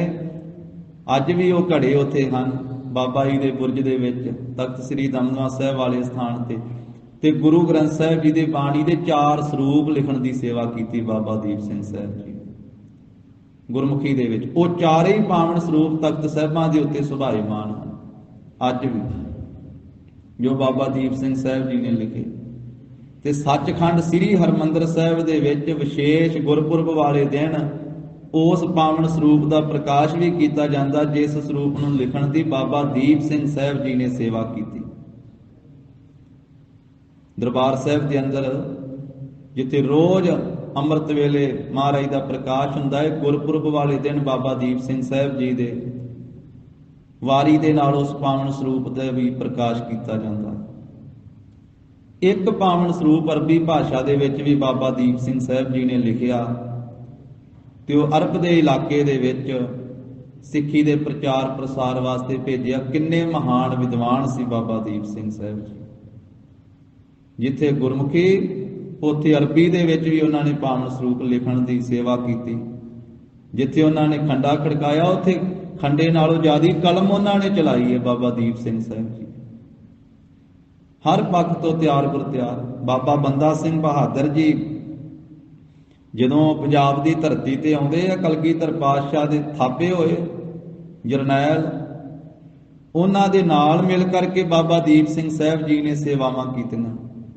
ਤੇ ਬਾਬਾ ਦੀਪ ਸਿੰਘ ਸਾਹਿਬ ਜੀ ਜ਼ਾਲਮਾਂ ਦੇ ਨਾਲ ਐਸੇ ਨਿਰਭੈ ਹੋ ਕਰਕੇ ਜੰਗ ਜੁੱਧ ਕਰਦੇ ਸੀ ਵੀ ਜਿਸ ਦੇ ਖੁਸ਼ ਹੋ ਕਰਕੇ ਸਾਰਾ ਖਾਲਸਾ ਤਖਤ ਸ੍ਰੀ ਕੇਸਗੜ੍ਹ ਸਾਹਿਬ ਵਾਲੇ ਸਥਾਨ ਤੇ ਇਕੱਤਰ ਹੋਇਆ ਸੀ। ਤੇ 3 ਮਹੀਨੇ ਉੱਥੇ ਬਾਬਾ ਦੀਪ ਸਿੰਘ ਸਾਹਿਬ ਜੀ ਨੇ ਗੁਰਬਾਣੀ ਦੀ ਕਥਾ ਸੁਣਾਈ। ਫਿਰ ਖਾਲਸੇ ਦੇ ਦੀਵਾਨ ਵਿੱਚ ਤਖਤ ਸ੍ਰੀ ਕੇਸਗੜ੍ਹ ਸਾਹਿਬ ਵਾਲੇ ਸਥਾਨ ਤੇ ਖਾਲਸੇ ਦੇ ਦੀਵਾਨ ਵਿੱਚ ਫਿਰ ਖੜੇ ਹੋ ਕਰਕੇ ਬਾਬਾ ਬੰਦਾ ਸਿੰਘ ਬਹਾਦਰ ਨੇ ਬਾਬਾ ਦੀਪ ਸਿੰਘ ਸਾਹਿਬ ਜੀ ਨੂੰ ਜਿੰਦਾ ਸ਼ਹੀਦ ਦਾ ਖਿਤਾਬ ਦਿੱਤਾ।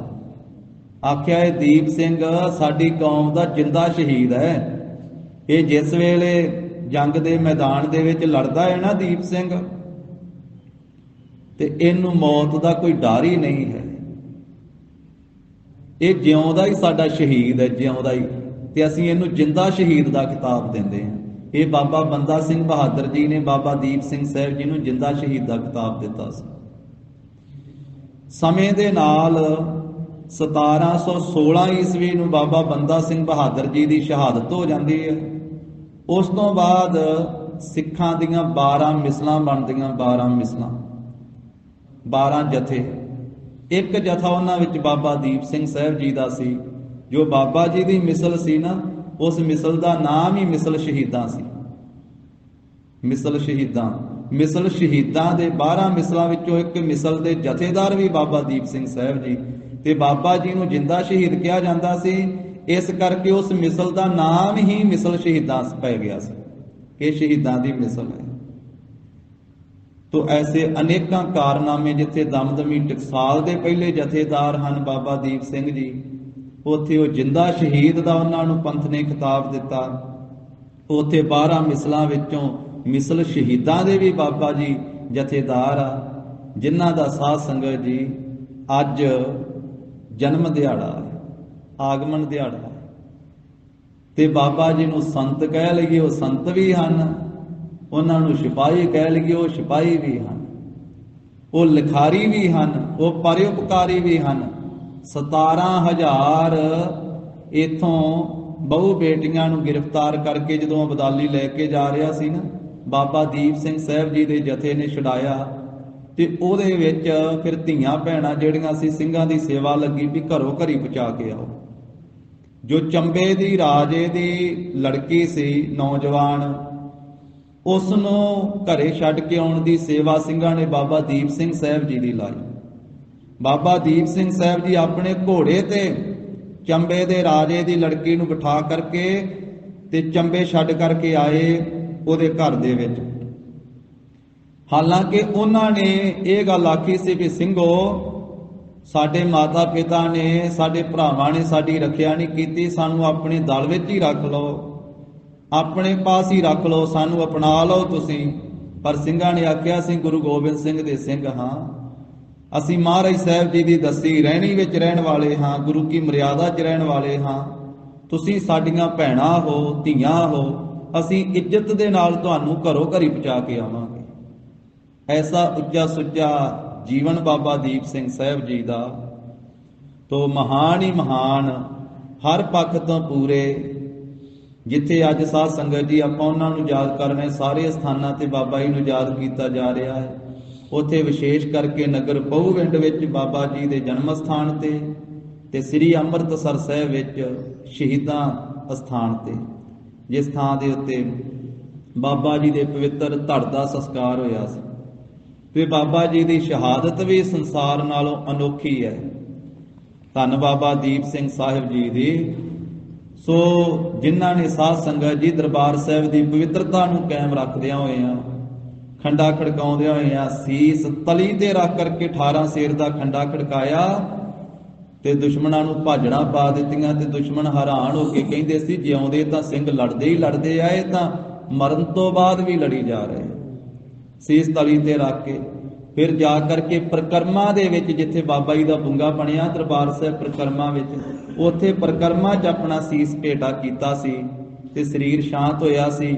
ਉੱਥੋਂ ਬਾਬਾ ਜੀ ਦਾ ਪਵਿੱਤਰ ਧੜ ਤੇ ਪਵਿੱਤਰ ਸੀਸ ਲਿਆ ਕਰਕੇ, ਜਿੱਥੇ ਸਾਧ ਸੰਗਤ ਜੀ ਹੁਣ ਬਾਬਾ ਜੀ ਦਾ ਸ਼ਹੀਦੀ ਅਸਥਾਨ ਹੈ, ਉੱਥੇ ਬਾਬਾ ਜੀ ਦੇ ਪਵਿੱਤਰ ਸਰੀਰ ਦਾ ਸੰਸਕਾਰ ਕੀਤਾ ਗਿਆ ਸੀ। ਤੋ ਐਸੇ ਉਹ ਮਹਾਨ ਹੀ ਮਹਾਨ ਸੂਰਬੀਰ ਜਿਨ੍ਹਾਂ ਨੇ ਕਲਗੀਧਰ ਪਾਤਸ਼ਾਹੀ ਦੇ ਪਾਸੋਂ ਆਨੰਦ ਦੀ ਪ੍ਰਾਪਤੀ ਕੀਤੀ ਤੇ ਗੁਰੂ ਸਾਹਿਬ ਜੀ ਦੀਆਂ ਇਹਨਾਂ ਪੰਕਤੀਆਂ ਦੇ ਅਰਥ ਆਪਣੇ ਸਰੀਰ ਦੇ ਉੱਤੇ ਹੰਢਾ ਕਰਕੇ ਕੀਤੇ। ਆਪਣੀ ਰਸਨਾ ਤੋਂ ਵੀ ਉਹਨਾਂ ਨੇ ਗੁਰਬਾਣੀ ਦੀ ਕਥਾ ਸਿੰਘਾਂ ਨੂੰ ਸੁਣਾਈ, ਅਰਥ ਪੜ੍ਹਾਏ। ਉਸ ਵੇਲੇ ਵੀ ਅਰਥ ਜ਼ਰੂਰ ਕੀਤੇ ਉਹਨਾਂ ਨੇ। ਜੋ ਤੋ ਪ੍ਰੇਮ ਖੇਲਣ ਕਾ ਚਾਓ, ਸਿਰ ਧਰ ਤਲੀ ਗਲੀ ਮੇਰੀ ਆਓ, ਇਤ ਮਾਰਗ ਪੈਰ ਧਰੀਜੈ, ਸਿਰ ਦੀਜੈ ਕਾਣ ਨਾ ਕੀਜੈ। ਤੇ ਉਹਨਾਂ ਨੇ ਪ੍ਰਤੱਖ ਤਲੀ ਤੇ ਸਿਰ ਰੱਖ ਕਰਕੇ ਖੰਡਾ 18 ਸਿਰ ਦਾ ਖੜਕਾਉਂਦਿਆਂ ਹੋਇਆਂ ਫਿਰ ਵੀ ਇਹ ਅਰਥ ਸਾਧ ਸੰਗਤ ਜੀ ਕੀਤੇ।